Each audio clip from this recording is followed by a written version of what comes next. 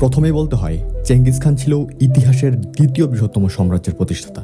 তিনি অত্যন্ত প্রভাবশালী এক নেতা ছিলেন, কিন্তু আজ পর্যন্ত তার সমাধিস্থলের রহস্য রয়ে গিয়েছে। কেন এই রহস্য? চেঙ্গিস খানের অন্তিম সংস্কারে প্রায় 2000 মানুষ উপস্থিত ছিল। এর মধ্যে ছিল 100 জন সৈন্যের দুটি দল, মোট 200 সৈন্য। কেবল এই সৈন্যরাই জানত কখন ও কিভাবে চেঙ্গিস খানকে দাফন করা হবে, আর বাকি সবাই ছিল দাস। দাফন সম্পন্ন হওয়ার পর সব দাসকে হত্যা করা হয়। এরপর সৈন্যদের প্রথম দলটিকে আদেশ দেওয়া হয় দ্বিতীয় দলটিকে হত্যা করার জন্য, আর তারপর প্রথম দলটিকে আত্মহত্যা করতে বাধ্য করা হয়। এই নিষ্ঠুর পরিকল্পনার পিছনে ছিল একটি গভীর উদ্দেশ্য, সবার মনে ভয় সৃষ্টি করা। চেঙ্গিস খানকে নিয়ে এতটাই ভয় ছিল যে তার মৃত্যুর পরও প্রায় 10 বছর ধরে মানুষ বিশ্বাস করত তিনি বেঁচে আছেন। মোগল সাম্রাজ্য তার নামেই চলতে থাকে।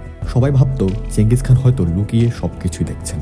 এই ভয় ও গোপনীয়তার কারণেই তার সমাধি আজও অজানা।